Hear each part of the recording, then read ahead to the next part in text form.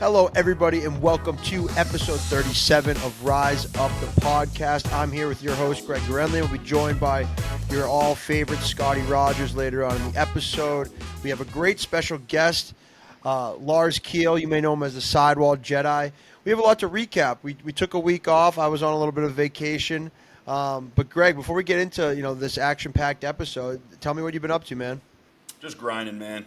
The summers for me are all about our Face-Off Academy athletes, getting them dialed in recruiting-wise.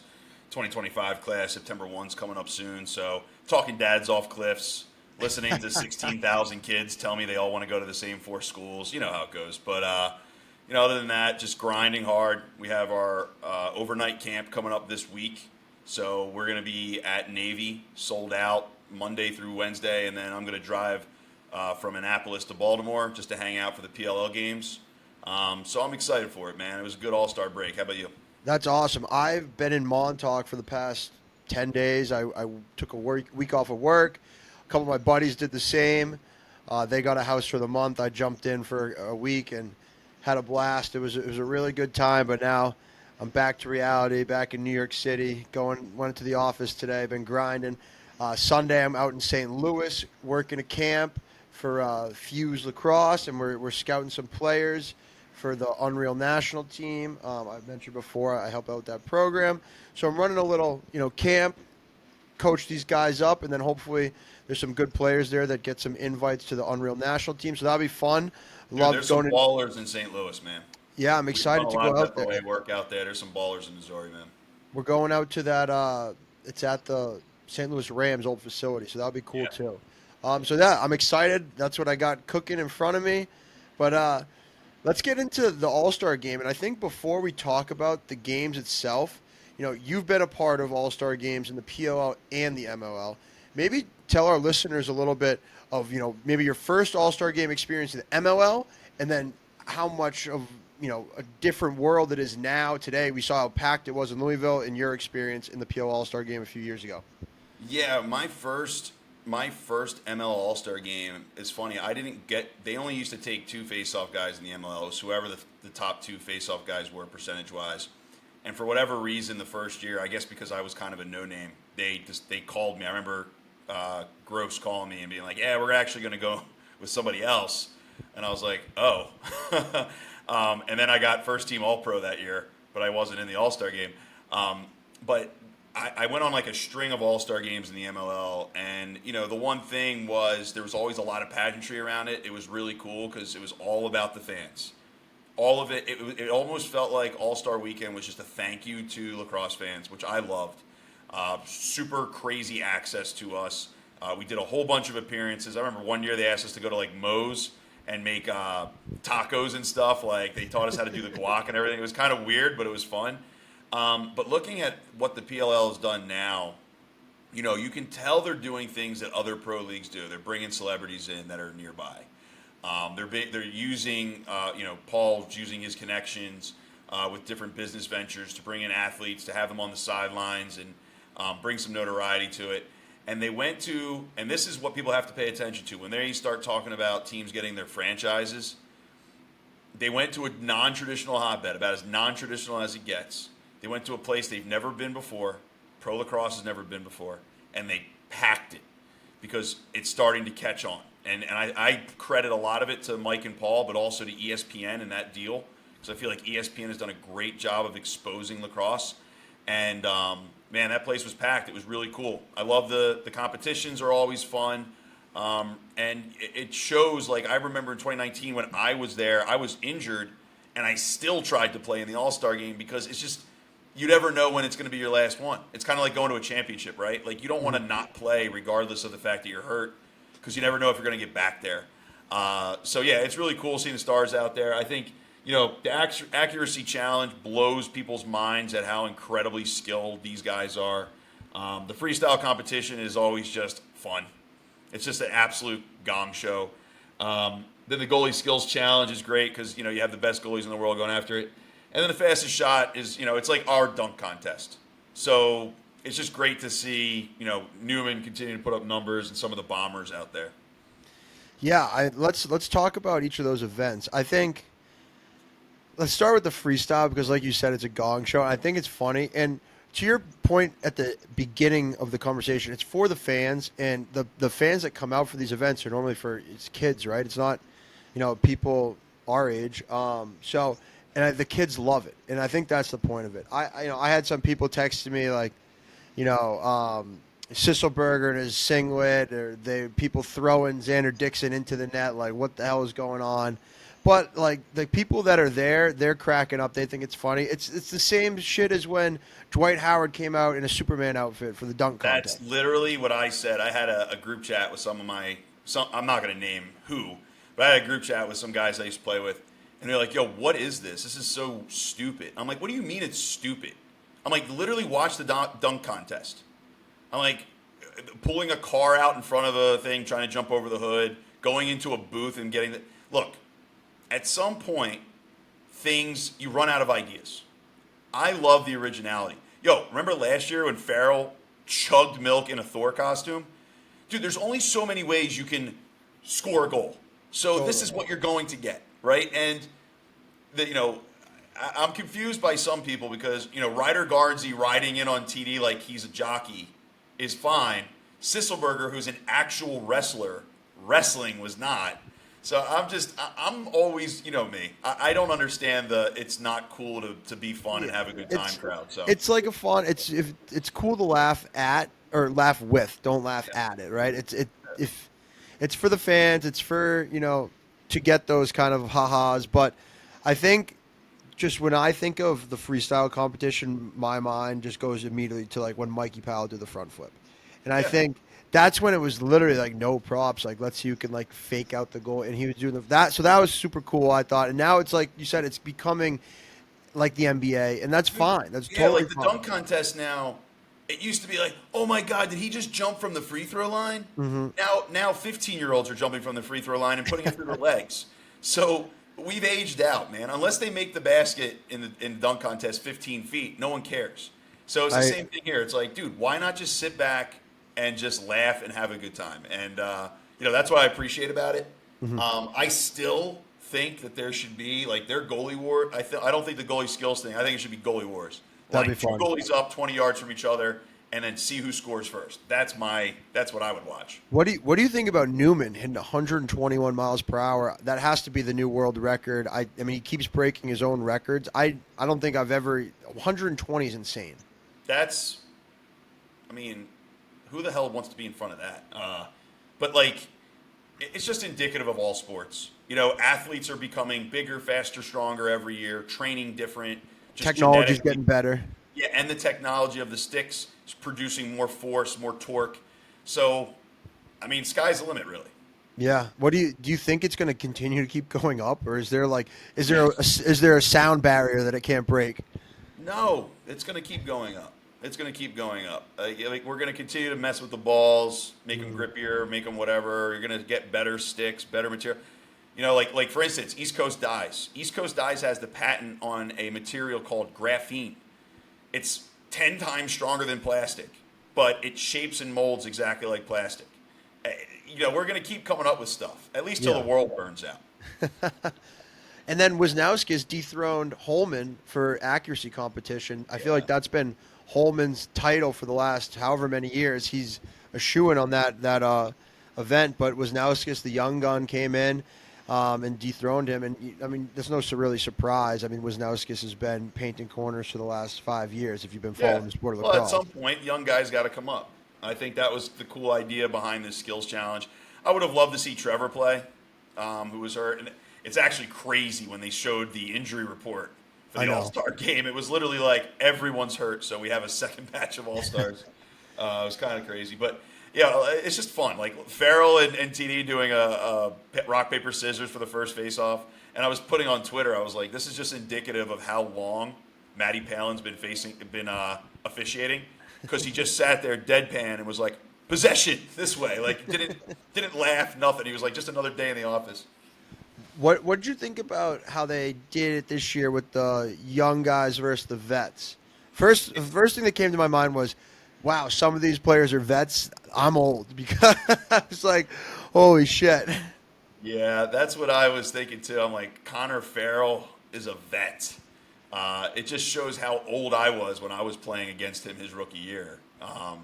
So yeah, it's look, but it's actually fascinating because I know somebody was like, well, yeah, remember we're talking about like 25-year-old rookies coming into the league this year. There's some guys on the Young Guns group that are older than the whatever they called it, the vets. Vets, yeah. But it's cool because just a year ago, these rosters would have looked very different. And with guys in my generation retiring and aging out, you're seeing this whole new crop of guys come in. The league is getting a huge injection of youth. And, they're doing a good job as usual media-wise because you have to pounce on this stuff. It's just like the NBA when Magic Johnson was coming into the league and it's like we have him versus Bird and we got to milk that. Jordan came in the league. You got to do the same thing with lacrosse. You have when young guns come in and they're charismatic, they're good in front of the camera. You got to get the guys who can speak and be in front of the camera and like get people to tune in. You got to foster that. So it's just great that there's this many young guys in the league that can do that. Yeah, it's a great point.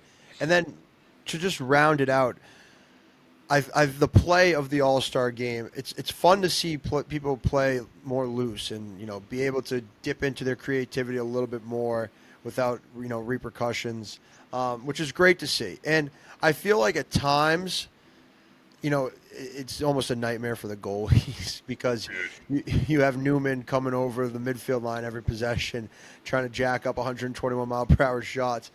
But it's fun to see them play more free. And I thought they did a good job of not letting the game get away from them in terms of like we talked about some NBA like a NBA All-Star game comparison. Some NBA All-Star games it's like people just cherry picking, just back. Dude, I don't watch Yeah. any other All-Star games. This was played with regular rules. Yep. It was fun to watch. They didn't mess with too many rule changes or anything this year. They just let it be, which was great. So I thought it was cool and it's competitive. I am bummed that DraftKings didn't let me bet an OU on this though. You want to talk about easy money? You always bet the over on All-Star games. Oh yeah. The limit doesn't exist on those, especially when the two bombs are flying left and right. Farrell dropped a two bomb. That was cool to see. And Yes. I think what's his name? Brett Makar shot one from I think 25 yards and it went. Yeah, they were interviewing Trev as it happened. He was like, "Whoa!" Yeah, had no idea he had that kind of range.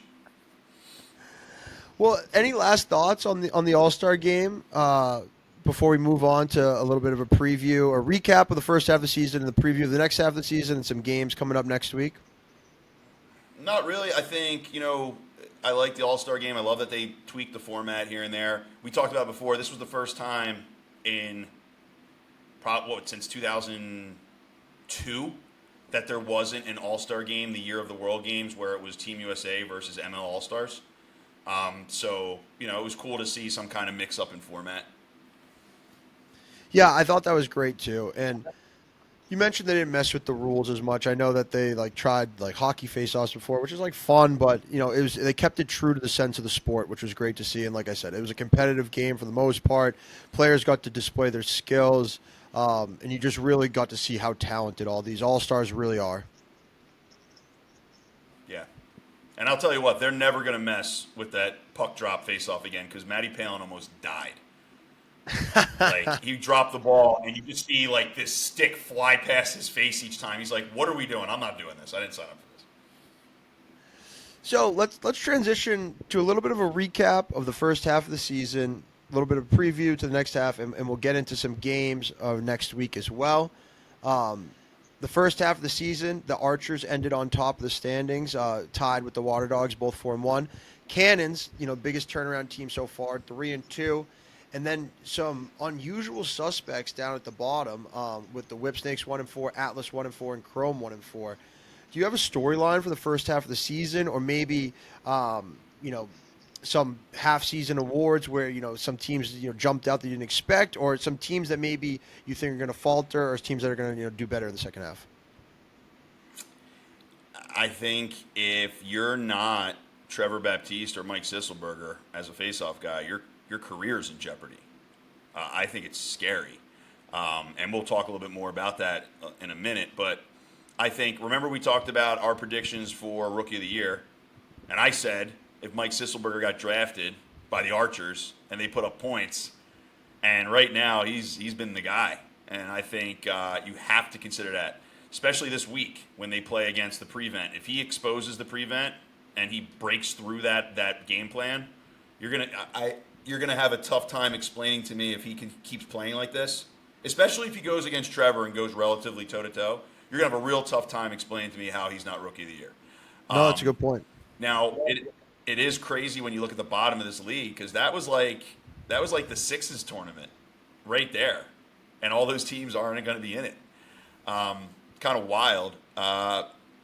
Yeah, I mean, I just think that it's one of those things where I think the biggest storyline is teams trying to figure out the 32-second clock. I think teams that would have came into the league with a huge advantage, you would have thought would have done a great job. The Atlas and the Chrome, even Petey being a rookie, but I still think Petey's a very good face-off guy, and then the Water Dogs having Jake Withers, you just would have thought that it would have been, things would have gone well. But I think that's the biggest storyline in the first half of this year is teams trying to figure that out. You're absolutely right, and we've hammered it a bunch, but I think that's so true. I think, I know you're a gambling man. I like to dabble as well. Why wouldn't you at this point of the season sprinkle some futures on the Atlas and the Whip Snakes? Atlas have Trevor, and they have an offense around that they're going to get hot. They're going to score their goals. If they can figure out how to stop the ball. I know Concannon hasn't had his best first half of the season. I'm sure he's going to figure it out. He's an all-world type of goalie. And then the Whip Snakes, they just haven't been healthy. And if they get healthy down the stretch, we talk about it all the time. All you need to do is get in the playoffs. Just don't come in last. You just have to not be the last place team. That's exactly. it. Exactly. And, if the Whip Snakes get two pieces back, they can win 3 or 4 games in the last 5 and definitely get in there, and they can totally chaos this thing. The Atlas worry me just because the defense has been abysmal. Yeah. And, look, we're coming to a moment here. So let's talk about this. So there's 4 games going on. At least 3 of these games this weekend, from what I've been told, are going to be prevent face-off formation versus a face-off guy. So you just had Connor Farrell, who's an all-star, third in the league in face-off, or second, in the league in face-off percentage, is now going to be benched. And the Chrome are going to play prevent against Trevor. So now you're down an all-star, charismatic guy we talked about, you want to build around. If the Chrome beat the Atlas using this, and they get their second win, the next week you're going to see the Atlas bench the reigning MVP. And now you're going to have games like the Cannons are going to play the Water Dogs. And what are they going to do? Two poles are going to go out there and then try to go early so that they don't have to win a face-off. Like, that's going to be a nightmare for the league to deal with. So we're going to have 4 games most likely, unless the Chaos shock me and put a face-off guy out there. And we're going to see. And if all of a sudden the prevent can't be beat, I have no idea where this thing's going to go. So that's just something. Like, I don't think the Chrome are going to be able to turn it around. I don't think the Atlas are going to be able to turn around because of their defense. Their defense just scares me. The Chrome have issues scoring, and the Atlas have issues. The biggest thing for the Chrome, man, is they're averaging somewhere between 10 to 15 turnovers off the face-off a game right now. Yeah.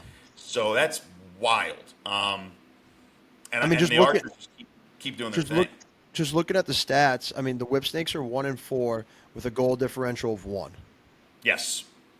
The Atlas have led up the most goals in the league, 77. And the Chrome have scored the least amount of goals in the league, 45. So you hit the nail right on the head. The Chrome have problems finding the back of the net. The Atlas have problems stopping the ball. And then the Whip Snakes are there. They just need a couple bounces. It's almost like I don't want to compare them to the Cannons of last year, but they've been in every game. They just need to get healthy, and the Whips are just going to be the Whips. I'm not ready to put them to bed yet. No way. I'm going to tell you right now, if you're not the Archers or Water Dogs, I feel the best out of all the rest of the teams. I feel the best about the Whip Snakes if you're talking futures.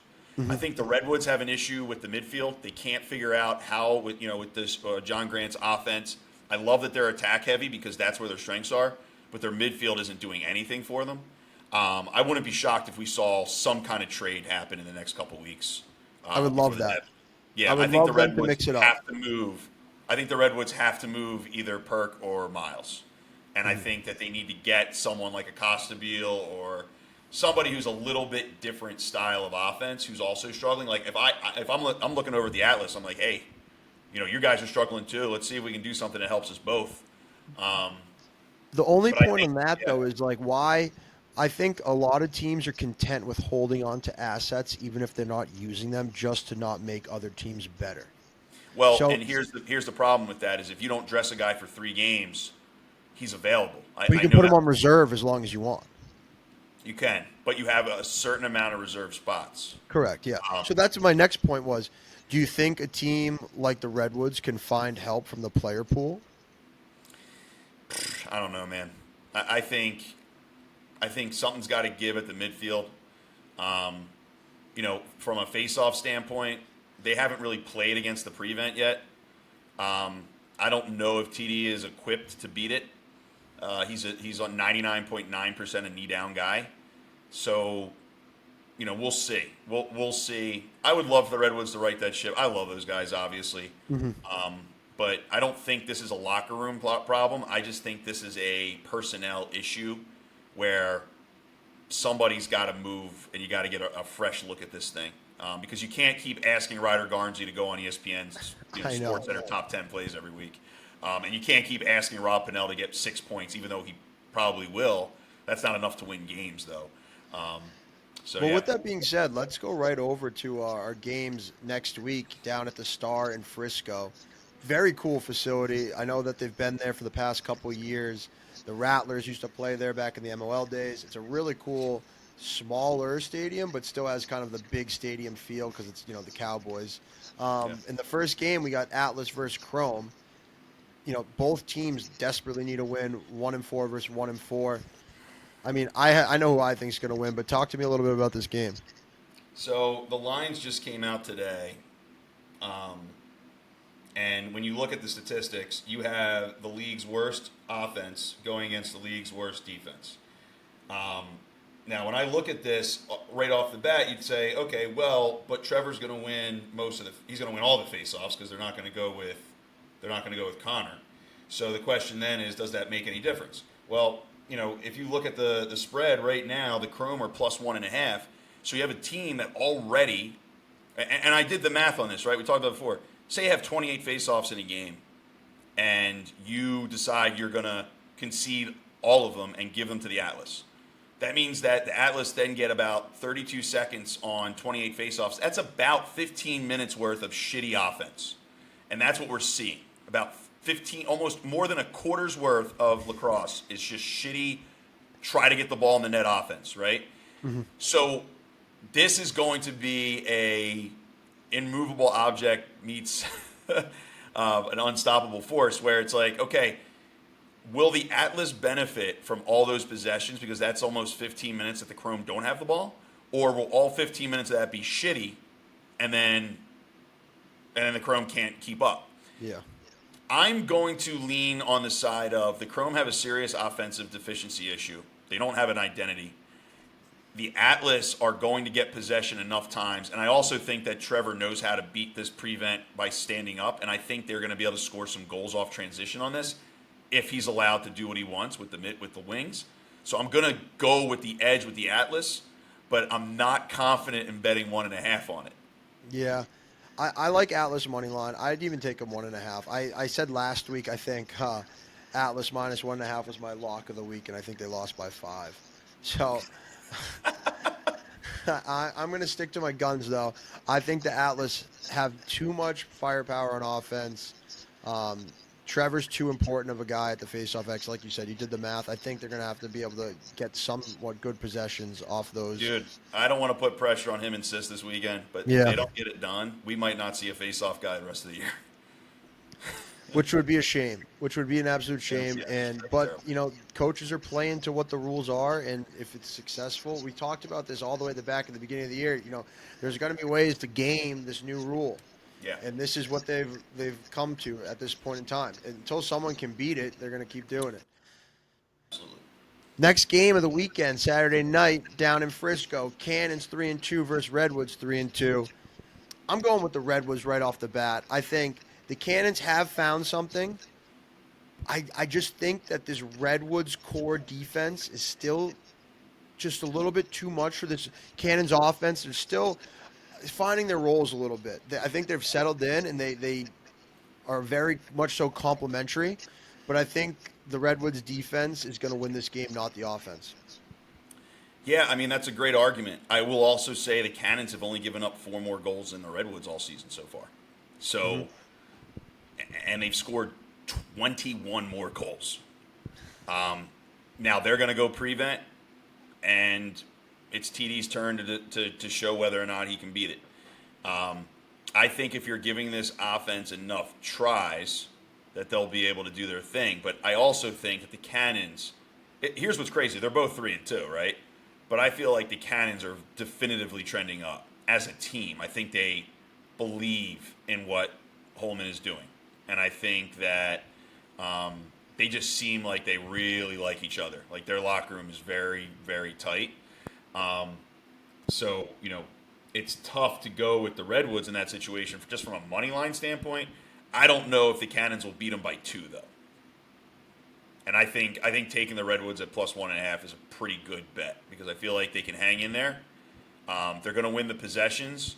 I don't know if they're going to turn into goals or not, but they're going to get their chances on offense. And I think, like you said, the defense will be able to drop in, and hopefully they can, on their side of the ball, they can try to do something to defend that. But, dude, 71 goals so far. That's not a joke. You're absolutely right. Next matchup is the marquee matchup of the weekend on ABC on 3 p.m. on Sunday. Water Dogs versus Archers. Battle for first place. This is, I mean, if you're going to watch any game this weekend, it's got to be this one. I love the way the Archers are playing. I spoke about it a couple episodes ago. They're definitely, I think, the shoe-in right now for the championship. They are playing, so well. They're clicking on offense. Their defense is coming together. They're getting good goaltending. Everything full, well-oiled machine. And your boy Sis is helping them get the ball at the face-off dot. This could be very well be a preview of the championship. Yeah, it very well could be. And I think that Sisselberger is, if I look up and down this the roster of the face-off guys in the league, I actually think Sis is the most equipped to go against the prevent. One, he's fast. He's deceptively fast for a big guy. He's making great decisions with the ball. He's not turning it over. And he actually is the greatest single-season college face-off man in history, and he did it with the new rules of stand-up. So he doesn't have to go on a knee like most of these other guys do. If he can get the wings in a good spot and he can get forward on the pole a couple times, if he shows he can run past Goldbrick, you're going to see them go completely prevent. And then all he has to do with 2 offensive middies is pop it through his legs, and the third middie can be in the arc. So their whole team's on there, and they'll get like 30 seconds of full offense, which will be massive. Mm-hmm. I think he has the skill set to do that. So, and this Archers team, I mean, their defense has been fantastic this year. So, it'll be a really good game. Now the Archers are favored at 1.5. I was talking to Dan Alexander. We'll get the PLL bet segment later in on the show. Neither one of us really loved the lines when they came out because there's a lot of questions. Mm-hmm. So what do you think? Do you take the Archers at -1.5? I wouldn't mess with the goal line on this game. I would stick with betting, whoever you like better money line. I think that it's got 1-goal game written all over it. I think both teams, Water Dogs, have been playing lights out. We talked about, they maybe had a little championship hangover at the beginning of the season. They weren't scoring as many goals. They've totally snapped out of it. They're staying healthy. They all look great. So I'm excited to watch this game. I'm excited to just be a fan. I probably won't even bet it, but if I were to bet it, I would bet Archer's money line. Yeah, I would probably go Archer's money line and the over. It's at 23.5. I like that. That. Well, Okay. let's move right along before our guest comes on to the last game of the weekend, Whipsnakes Chaos. Whipsnakes, we talked about sitting at 1-4. Chaos 3-2. Chaos, they've won more games this season already at this point of the year than they have, from probably the whole, existence of the PLL. The Whip Snakes desperately need it. I don't know how healthy the Whip Snakes are. They have a bunch of guys banged up coming off Worlds. They have, we haven't even seen Brad Smith yet this year. I don't Yeah, know who they're rolling out there. That's the yeah. only thing that concerns me. Brad Smith is such a massive piece. Earhart didn't play last week either. I don't know if he's coming back this week or not. If he's also not coming back, I don't know how they're favored. But Chaos plus 1.5 is an easy bet for me on this one because I think this will be a 1-goal game regardless. I totally agree. Well, with that being said, make sure you tune into the games this weekend. Make sure you tune in to Rise Up next week when we break down. You can see where Greg and I nailed these and where we went wrong, and we'll give you our take on what we saw in each of these games. And without further ado, we'd love to turn it over to a very special interview with the Sidewall Jedi, Lars Keel. Hello, everybody. A very special welcome to our guest, Lars Keel. You may know him as the Sidewall Jedi. He's stringing up a stick as we speak. We get to see the magic behind the scenes for all you guys having the unfair advantage, picking corners. Lars, great to have you on. We go back a little ways, so it's glad to see you here, chopping it up with Greg and Scotty. But introduce yourself a little bit. Tell us about yourself, and then let's see where it goes from there. Thanks, Danny. Thanks, boys. I appreciate this. I've been looking forward to this for a while. I'm sorry that we couldn't make it work last week. I've known all three of you through MLL days and early, or not the earliest of some of the PLL days, and just I don't know. I feel weird talking about myself. I string sticks. I'm that guy. You're a goddamn legend at string Yeah, sticks. Lars is a goddamn legend, okay? And nobody does a better job of stringing sticks. Doesn't matter what position. If you can always tell a face-off stick that was strung by Lars because it's never illegal. It's like phenomenal. So It's selfishly, Greg, and you. I'm sure you can speak a lot more to this from the technical aspect of it. Like, I'm not upset that part of me is upset that the coaches that don't know how to recruit or coach the face-off position decided to change the rules over and over and over and over and over again. But I still get bummed that that style of stringing to the outside that I created is with SNG. It's not negated, but it doesn't. It's not as helpful as it was a few years ago when you would just grind and do circles and. Yeah, well, I mean, and that's because your stick stringing style, which honestly is probably needed now more than ever, kept heads from getting illegal, because the heads would get so mangled that, and if kids had the normal sidewall pattern that was kind of on the inside of the sidewall, the ball would get stuck. But yours is on the outside, so it gave like the full possible pocket. Yeah. And they need you now, man, because every single kid out there is using a 2F, and 99% of them are illegal. So they're going to need the best.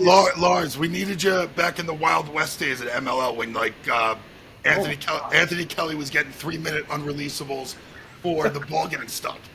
That was yes. What was all the stuff going on before face-off heads, like specific face-off heads? I mean, the blade is the blade. The blade is the OG, and we know that. But they made it for a couple years, and then they stopped. But then there was this material now is just totally different. The what? The material now.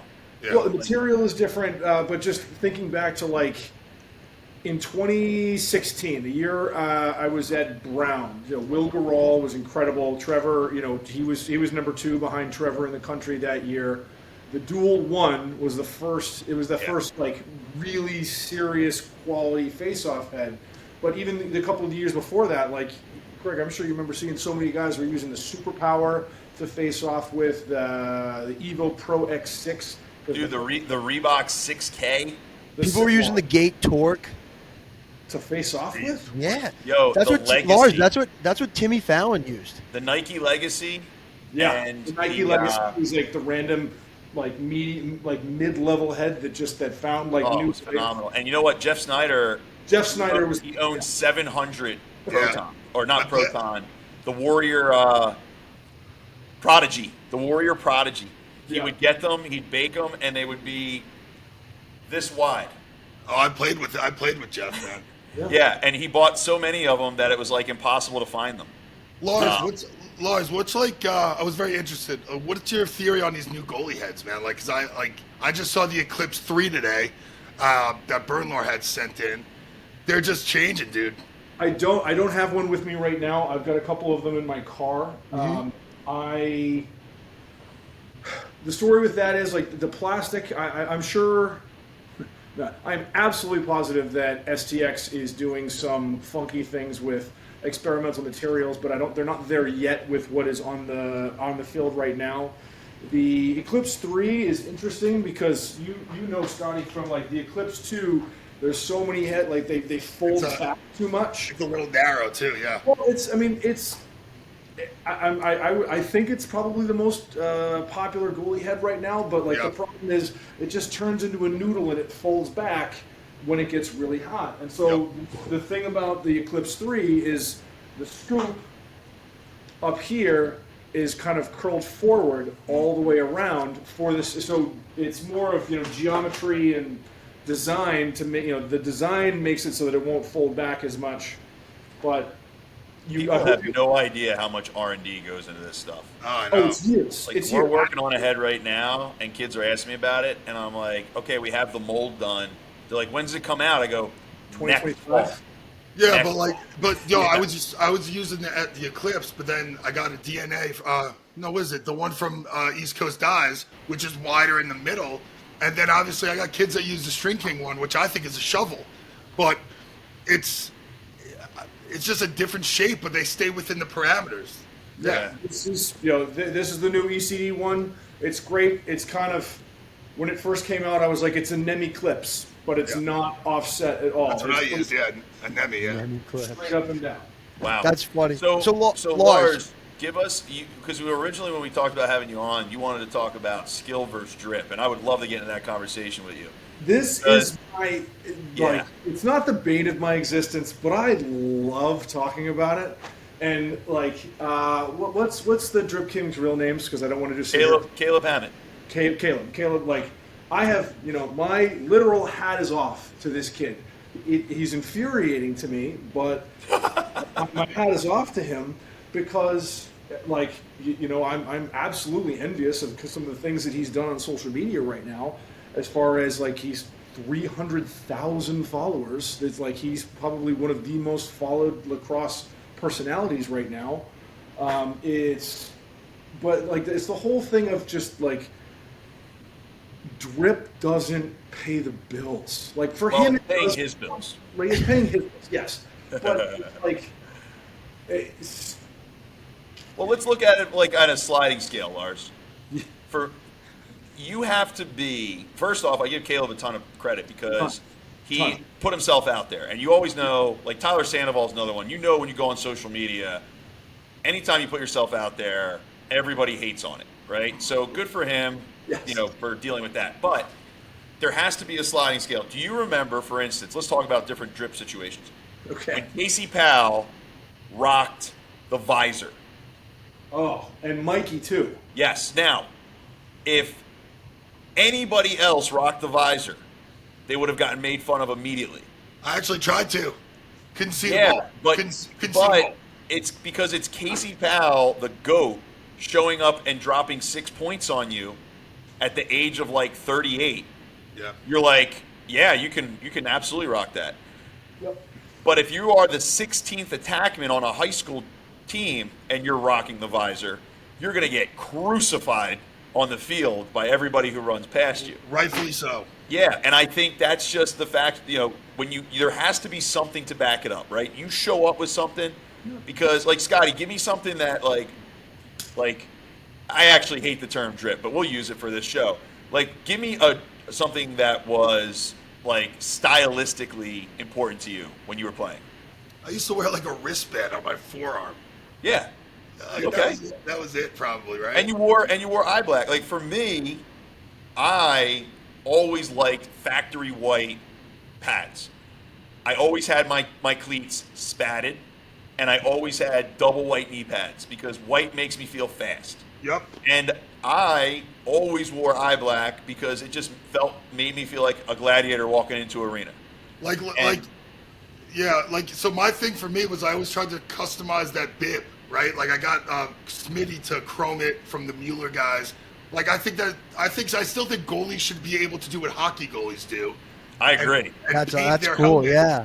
the kind of show. I've actually texted Paul and Mike, like, dude, give them the chance to express themselves, right? Because literally that's what the hockey goalies do. Yeah. Well, face-off guys are going to be gone soon from the PLL, so the goalies need to step up if they're going to be individualistic. They're going to have to make 50 saves a game. Yeah. So, Sibes, did you have anything? I would like to think I was tasteful. I liked having dyed heads. I wore Jordan cleats one year. I would wear Jordan socks sometimes. I liked having the jump man. But other than that, like small elbow pads. That's it. Here's really. one I can't. Here's one I can't get. I can't get behind. And I know guys who do it, and I'm sorry. The elbow pads up on your biceps. I know it's supposed to be a tough look, but all it's doing is telling us that your arms are small enough that you can slide your elbow pads up on your biceps. Yep. Yeah. Yep. And it's leaving your elbows wide open. If I was playing, You're done. You're absolutely 100%, I'm cracking you on the elbow, dude. Like, 100%. Dude, the last guy to do what the drip kick did with the face, like the eye black, was actually Mike Kama. Mike Kama was a face-off guy from CW Post who went like 80% in college. He played in the pros. He did his whole face. I was like, oh my god, this guy's a psycho. When the hell did he play in the pros? He actually got it. We had a guy hurt for the machine, and he got to go like a tryout with us. And he like came in, and he didn't have a great day, and that was the last we saw. Wait a minute. Was that? Did I play you guys in his first game? I remember a rookie coming out and In false Long Island. starting like 5 times in a row, and then never seeing the field again. Like absolutely mental case. He went 0 for 26, Greg. You actually did a really good job that day. I had to make a lot of saves that game. Now, see, after that game though, that poor guy, everyone was like, "Yo, your eye black's kind of stupid." But if he went 26 for 26 against me, his eye black would have been sick. Yeah.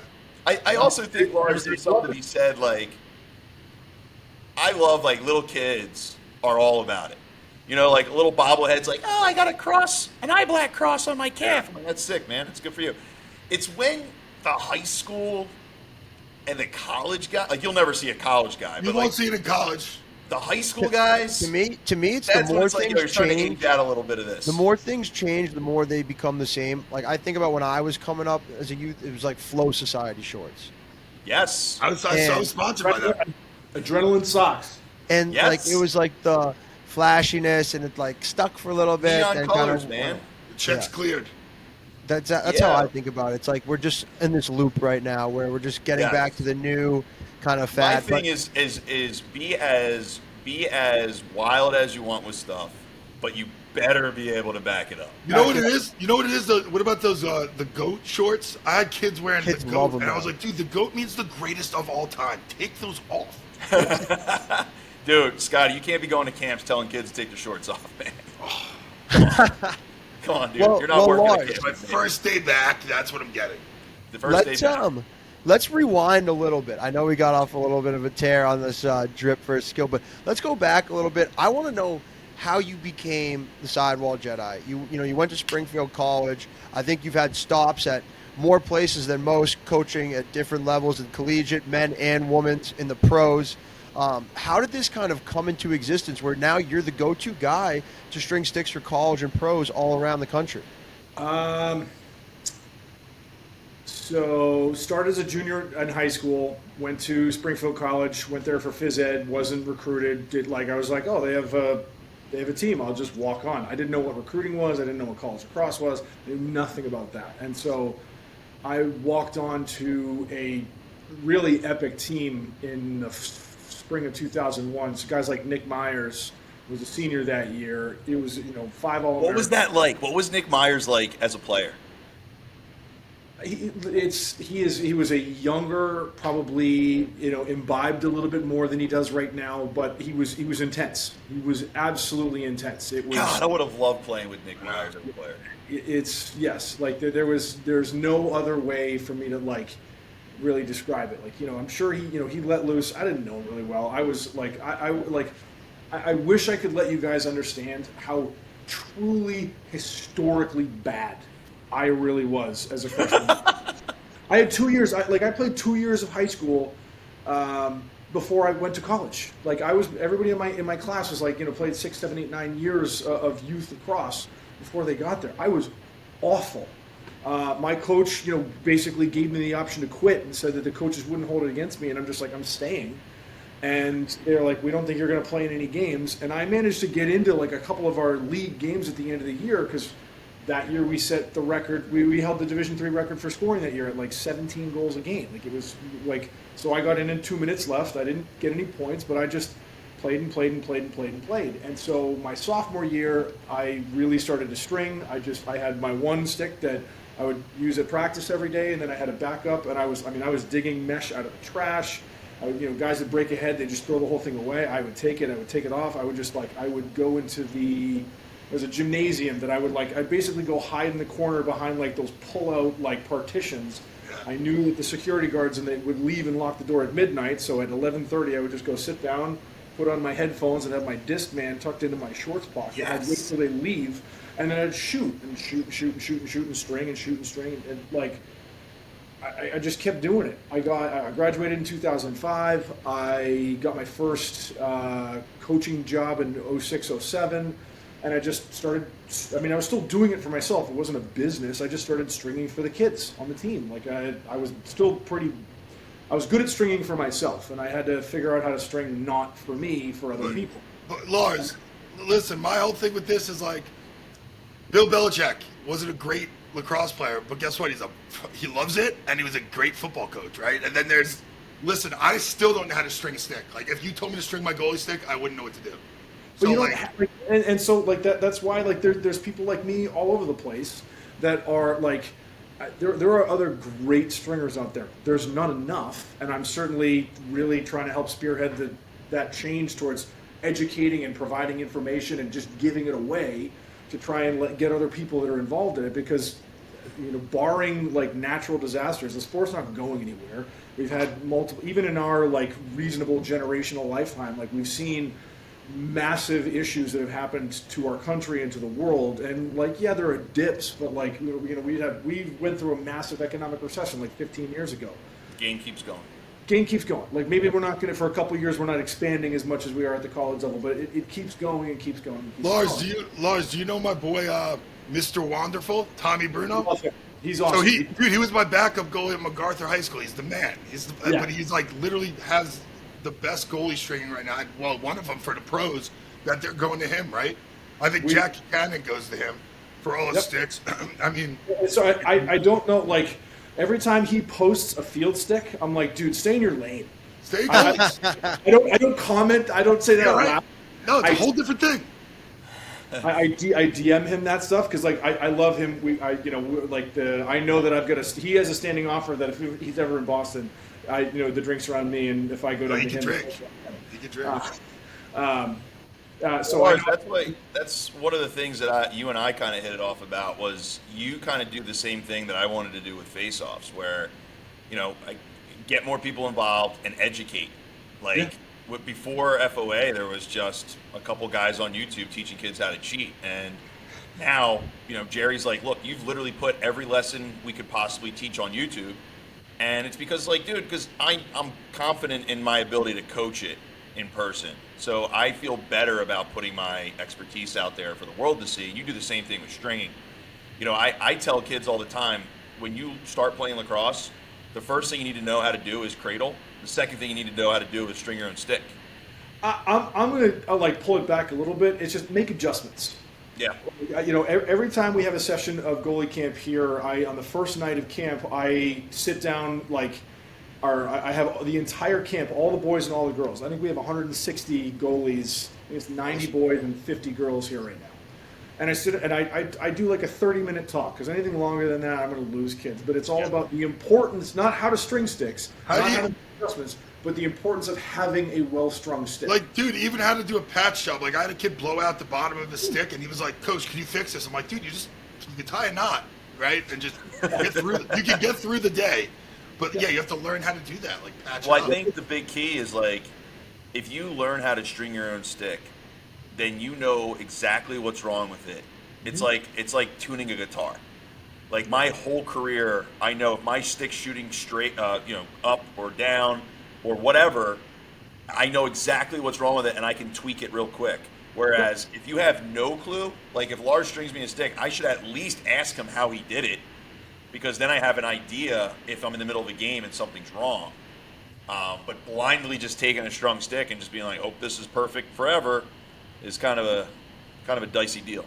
Well, there's never going to be a shortage of never going to be a shortage of sticks that need to be strung. And so I like, no matter how much and Greg, you're probably the same way. No matter how much you go out of your way to try and educate kids at the face-off position, and I try to do it and like put stuff out there so that kids have opportunities to learn and know how to string. There's always going to be that's still going to be 1%. Yeah.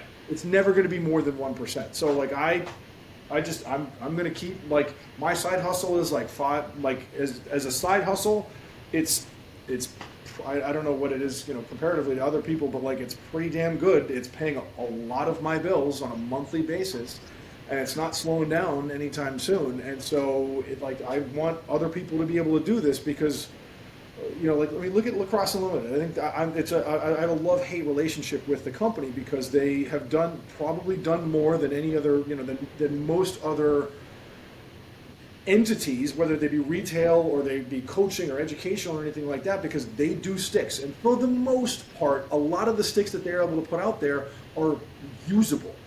The problem is there's a lot of sticks that, like, there's a lot of kids that are cool. Like, I get once a week, I get a kid be like, "Hey, I want to start an Instagram, stringing Instagram, and like, how do I get followers? How do I get business? How do I get, how do I buy heads? How do I buy mesh?" And I'm like, whoa, like, I don't know. I hope I'm not the person who's putting off this idea that there's serious money to be made in stringing sticks. There is zero people.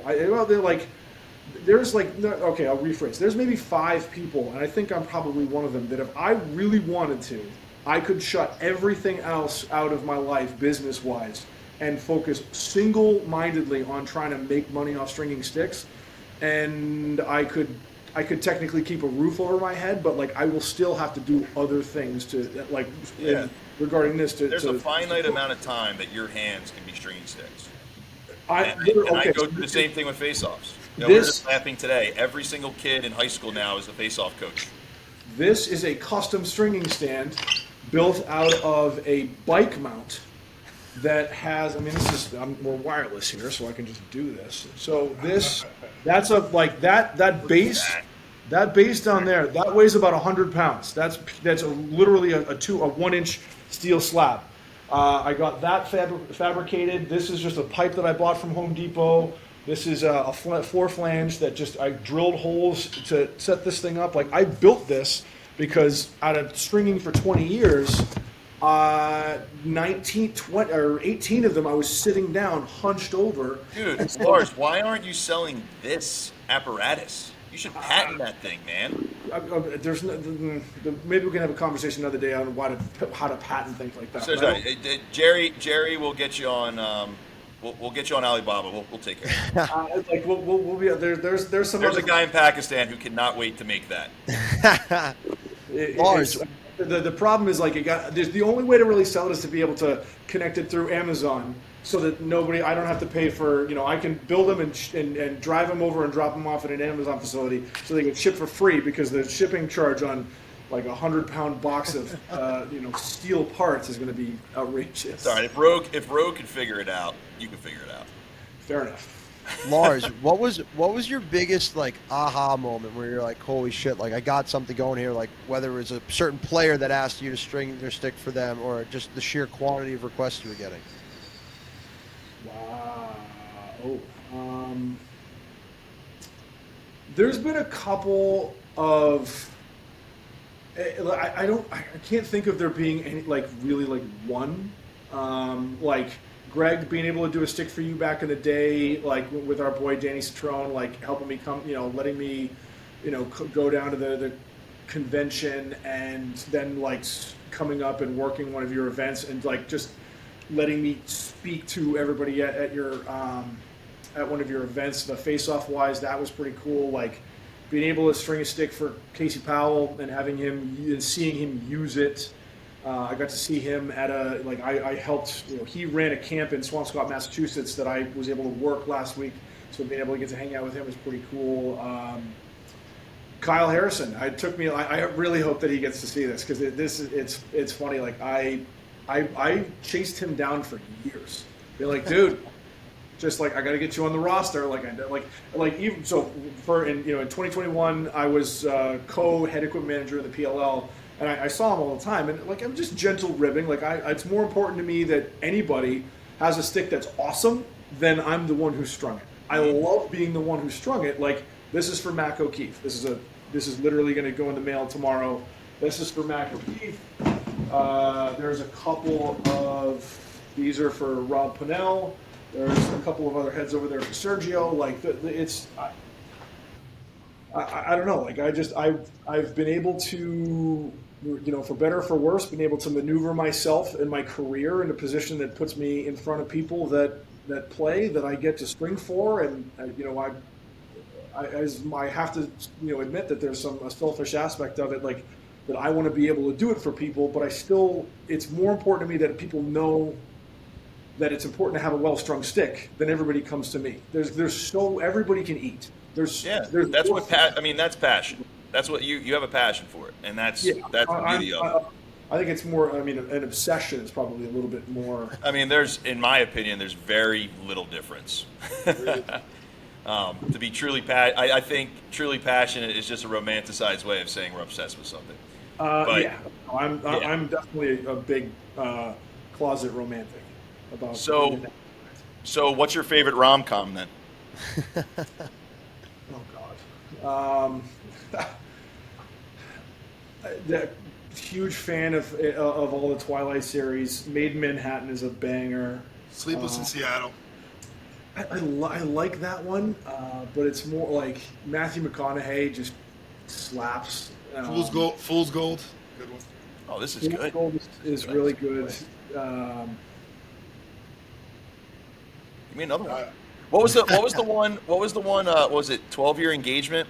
What was the one with? It was Emily Blunt and Jason. Was it Jason Segel? Segel. Yeah. Just something happened. Like they bought a house, so they put it. Yeah, it was. Dude, I'm telling you, guys. I'm not a rom-com guy. That's the only rom-com I've ever watched that I enjoyed. Phenomenal. Absolutely phenomenal. That's what did it do? There was another one with Dylan McDermott and.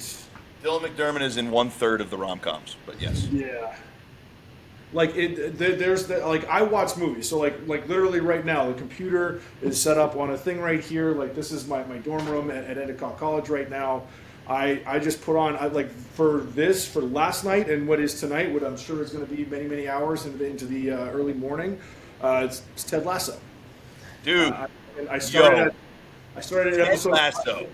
I started that show. No. Oh, you just did. I just started it. It is a delight. It is incredible. It's a delight, Scotty. Even you would be happy if you watced Ted Lasso. I gotta try it. It's somebody. I know we know who the writers are, but there's serious coaching stuff. I mean, it's a workplace comedy. Yes. It's not a soccer show. It's not a sports series. It's a workplace comedy with soccer going on in the background. But I can't be the only coach who's like, that's good. Yeah. Believe. That's good. Yeah, he's just a people person. That's that's the whole basis of the show.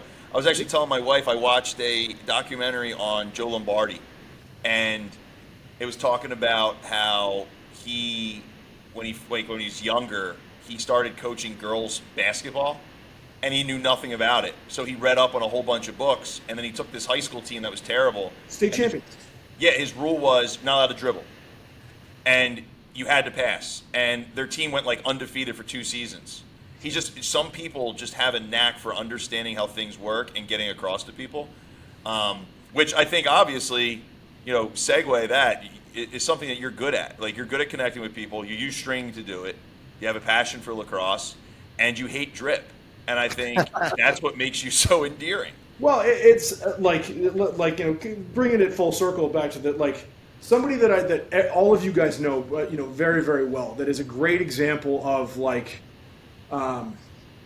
someone who has both. Like you said, it is a sliding scale. Ryder Garnsey, yes, is such an anomaly because I don't know if you guys have gotten a chance and just YouTube later. I mean, obviously, it'd be really fun if we could put it up on the screen right now so we could all watch it. But his like high school highlight videos.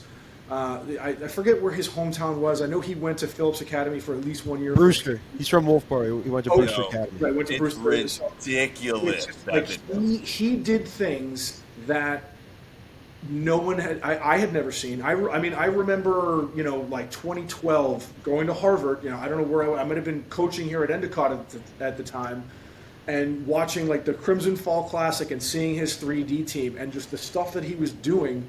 Nobody, like, it was just a delight. Everybody knew where he was going. It didn't matter. People would go watch his games purely so that they could see just the crazy stuff that he would do. And like but he executes. Yes. Like whatever it is, like the it's flair not. was there, but like the flair is the magic that makes you watch. But he executes. It's like Lyle, What do you think? Johnny Christmas Yeah. was the greatest high school lacrosse player I've ever seen. And when he wanted to turn it on, you were screwed. Yep. And same thing.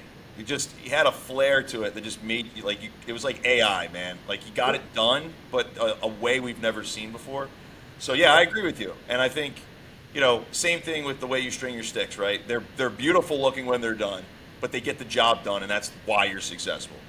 Well, and one of the things that I say over and over and over and over and over to kids that I talk to about this is performance is always number one.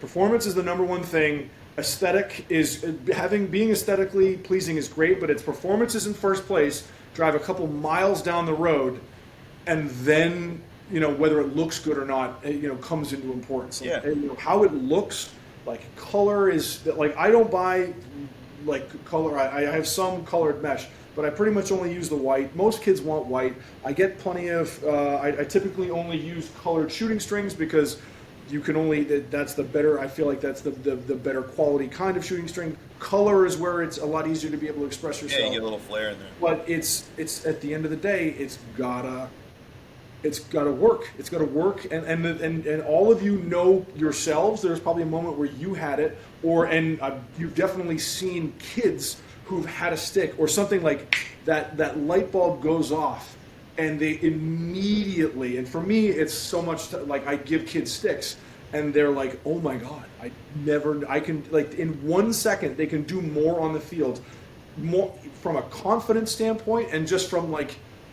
The what do you call it? The metaphor that I use all the time is, you don't give Barry Bonds a wiffle ball bat and go tell him to win the home run derby. You have to have the right equipment. Yeah, for your style too. And for no matter how good you are, like you can't. If you have a bad stick, it will hold you back. Yes. That's super interesting, Lars, and something that I wanted to ask you, because you mentioned you're stringing a stick right now for Mac O'Keefe. You have a couple for Rob Pinnell. Two very different players. You know, Rob wants to be able to get the ball out of the stick quick. Mac O'Keefe needs to be able to wind up and pull that thing low to high. Do you go into stringing a stick, asking the players what they're looking for? Do you ask for maybe the stick that they're currently using to see what they're kind of working with? Or do you also maybe go off of just watching their style of play and say, hey, you might like this?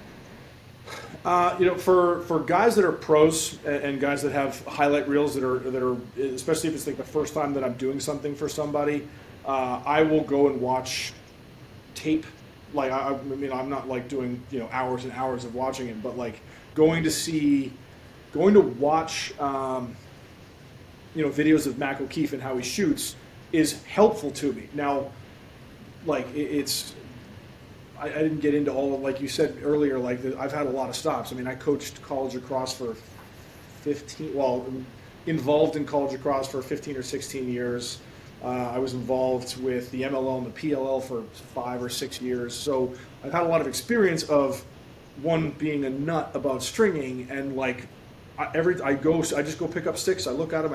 I'm the weird one at recruiting events who'd go along. I'll walk behind the benches just to look and see what teams have kids that have good sticks and what teams have kids that are using garbage. Like I can watch somebody shoot and watch from a mechanic standpoint because I've trained myself to do it, to know that like I can look at Rob and see him throw and see him shoot and generally have an idea of what of being pretty close.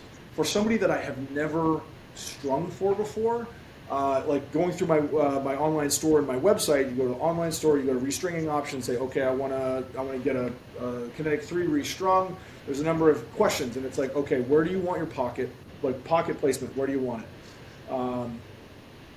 Describe the release. Add pictures. There's a thing like I want to see what you've been using in the past. That gives me information to help create a new pocket for somebody else. And that's like ultimate customization. Well, personal customization. It took a long time to get there, of figuring out what are the right questions to give me the answers. So, like, I want to ask questions that make it quick and easy for me to be able to figure out what this person is going to benefit from, while also like not overthinking it and not making it too difficult for myself.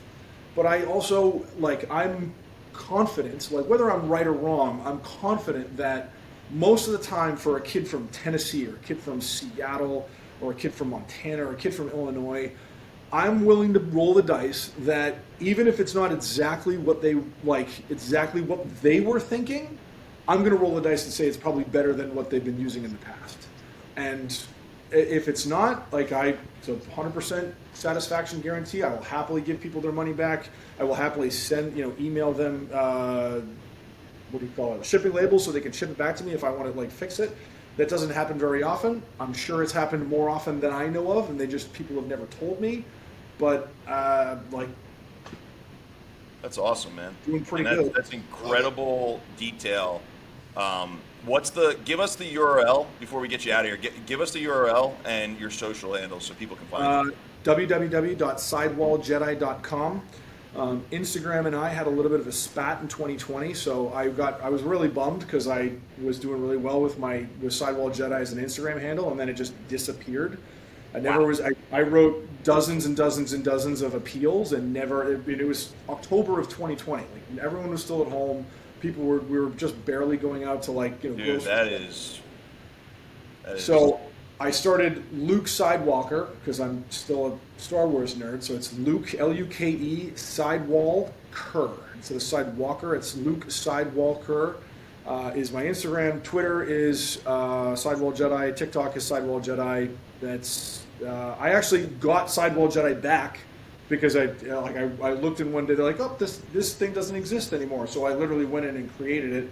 And someday when I figure out how to move Luke Sidewalker to Sidewall Jedi again, I'll do that. But awesome. All right.